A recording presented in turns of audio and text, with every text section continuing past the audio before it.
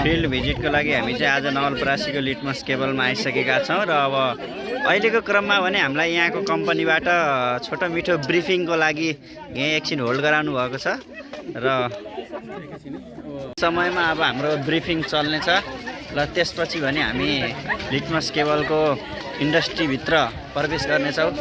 कसरी प्रोसेसिङ हुन्छ, कसरी प्रोडक्ट बन्छ, उत्पादन हुन्छ र कसरी प्याकेजिङ हुन्छ भन्ने कुराहरूको सम्पूर्ण अवलोकन गर्नका लागि हामी आज लिटमस केबलमा बुटोल कालिका क्याम्पसको फोर्थ इयरको सिङ्गो टिम आज लिटमस केबलको इन्डस्ट्रीमा आइसकेको छ। हामीले देखाउनेछौँ कस्तो छ भनेर। आइ आइ आइ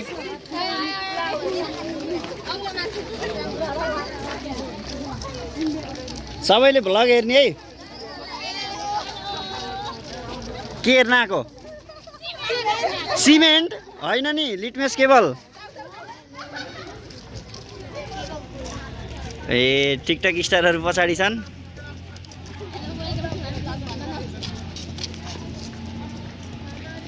ल सबै आउँछ नि।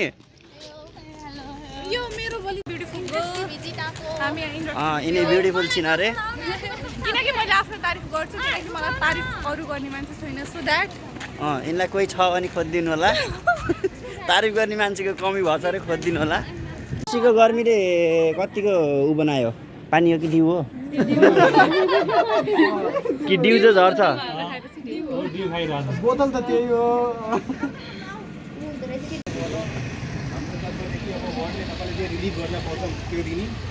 Welcome to Litmus Industries. हाम्रो युनिट 2 हो यो। यहाँ हाम्रो यो भनेको हाम्रो CCR प्लान्ट हो, कन्टिन्युस कोइलिङ एन्ड रोलिङ। हाम्रो केबल म्यानुफ्याक्चरिङमा लाग्नुपर्ने जुन र मेटेरियल हुन्छ भित्रको, त्यो यहाँ चाहिँ हामीले बनाउँछौँ। यही हाम्रो फ्युचर एक्सटेन्सनवाला यो बुटोलदेखि ट्रान्सफर हुने प्लान्ट पनि यतैमा हुन्छ। अब यसबाहेक तपाईँलाई अझै व्याख्यापूर्ण केही चाहियो भने डिटेल तपाईँले हाम्रो वेबसाइटहरूको थ्रु पनि फलो गर्न पाउनुहुन्छ। र हाम्रो कम्पनीको कल्चर, भित्रको प्रोसेसिङहरू त्यो गाइड गरिदिन अहिले हाम्रो भित्रको प्लान्टको आइदिइहाल्छन्। उहाँले पनि तपाईँहरूलाई ब्रिफ गरिदिनुहुन्छ। अहिले तपाईँको त्यो सेसनको दौरानमा जे कम्पनीको रुलहरू हो त्यो म एकचोटि ब्रिफ गरिदिइहाल्छु। फर्स्टली भित्र रिकर्डिङ अलाउड छैन। तपाईँहरूले भित्र भिडियो क्लिक, फोटो क्लिक त्यो चाहिँ नगरिदिनु होला। त्यहाँपछि जब हाम्रो सेसन भ्याइन्छ त्यसपछि बाहिर आएपछि अब तपाईँले त्यसलाई थरली अब डिस्कस गर्न छ या त्यति बेला तपाईँले अब केही क्याप्चर गर्न चाहनुहुन्छ, फोटोहरू क्लिक गर्न चाहनुहुन्छ भने त्यति बेला गरिदिनु होला। बट ड्युरिङ द प्रोसेस भित्र चाहिँ रिकर्डिङ अनि हाम्रो यो भिडियोहरू चाहिँ नगरिदिनु होला। Okay. Wow, litmus cable industries नेपालको नम्बर 1 केबल लिटमस केबल। यस्तो छ भित्र चाहिँ। अब क्यामेरा एलाउड छैन, त्यसैले हामीले यहीँबाट देखाइरहेका छौँ। र हाम्रो साथीहरू चाहिँ अब एकदम तम तयार अवस्थामा हुनुहुन्छ। बुटोलकालिका क्याम्पसका साथीहरू इन्डस्ट्री भिजिटका लागि भनेर बुटोलकालिका क्याम्पसबाट यो गर्मीमा कति 33 डिग्री सेल्सियसको गर्मीमा पनि आउनुभएको छ। जसले हाम्रो यो सिसिआर मिल भन्छ यसलाई, कन्टिन्युअस कास्टिङ एन्ड रोलिङ मिल। यो भनेको यसमा हामी एल्युमिनियमलाई मेल्ट गरेर यसलाई कन्टिन्युअस कास्टिङ हुन्छ। कास्टिङमा पनि जस्तै एल्युमिनियम रड बनाउँछ, यसको डिफ्रेन्ट साइजेसहरू छ। जस्तै एलोई पनि छ, अनि एल्युमिनियम तपाईँको एलोई भन्नाले तपाईँको भयो कि दुई तिनवटा अर्को मेटल मिक्स गरेर एउटा कुनै अर्को बनायो भने त्यसलाई एलोई भनिन्छ। एल्युमिनियम यदि प्योर गइरहेछ भने त्यसलाई एल्युमिनियम रड भनिन्छ। दुईवटा प्रडक्ट छ, हाम्रो इसी भइहाल्यो अनि एलोई भइहाल्यो, दुईवटा प्रडक्ट छ। यसको हाम्रो स्टार्टदेखि स्टार्ट यहाँ गरौँ। जसरी हाम्रो यहाँ र मेटेरियल यो भयो हाम्रो इन्गट भन्छ यसलाई, एउटा इन्गट, यो एउटा इन्गट भयो। यो लगभग हाम्रो 25 केजी जति हुन्छ एउटा ढिक्का। यो एउटा पुरा बन्डल भनेको लगभग 1 टन किल गरेर त्यसपछि प्रोसेसमा लिन्छ। किनकि यो यदि र वाटरले भने हाम्रो प्रोसेसमा मेसिनहरूमा गयो भने त्यहाँ बढी तपाईँको स्केलिङहरू हुन जान्छ, स्केलिङ हुन्छ, रस्टिङ हुन्छ। त्यसको कारणले पहिला हामी यहाँ आरओलाई र वाटरलाई ट्रिट गरेर त्यसपछि मात्र प्रोसेसमा लिन सक्छौँ। ल अगाडि आउँ, प्रोसेसमा लिन सक्छौँ। ल अगाडि आउँ।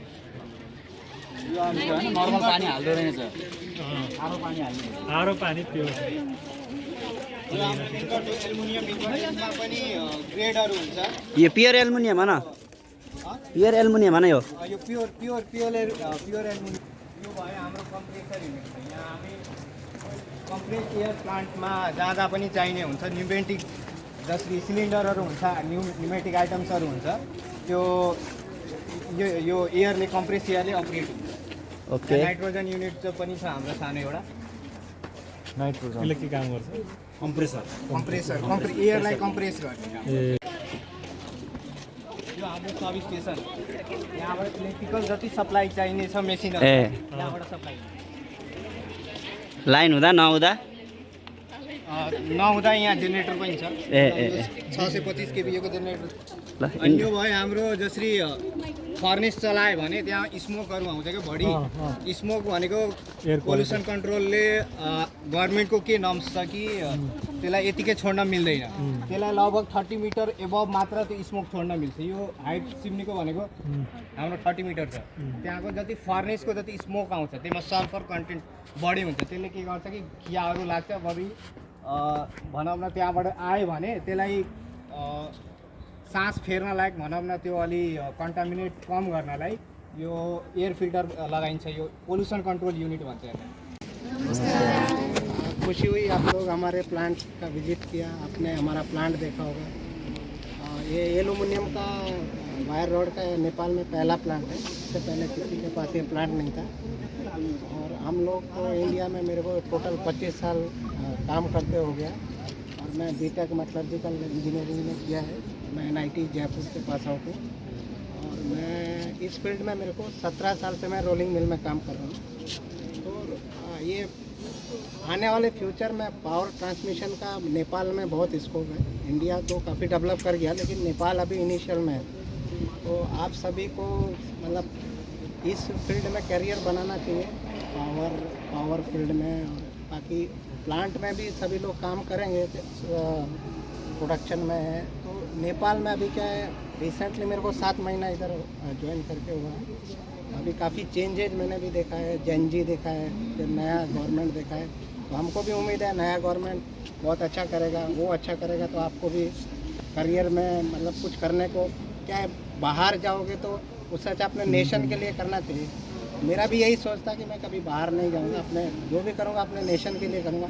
लेकिन ठीक है, सर्कमस्टांसेस ऐसे आते हैं कि कभी कभी चेंज भी करना पड़ता है। मैं एक कंपनी में 17 साल तक काम किया हूँ, अपार इंडस्ट्री लिमिटेड करके, इंडिया का मतलब कंडक्टर मैन्युफैक्चरिंग में वर्ल्ड में नंबर 1 अपार इंडस्ट्री है। तो आप लोगों को यही बोलना चाहता हूँ कि मेहनत करिए।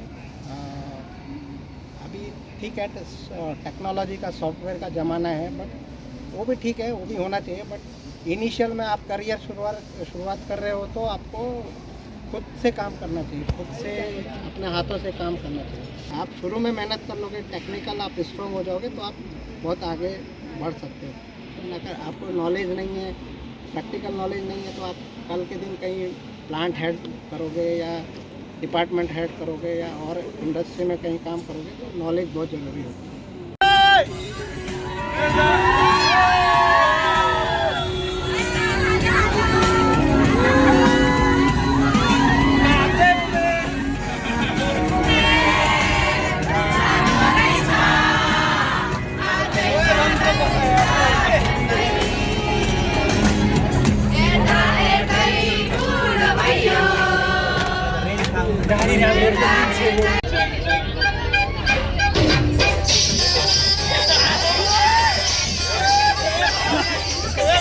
ल ल नाच नाच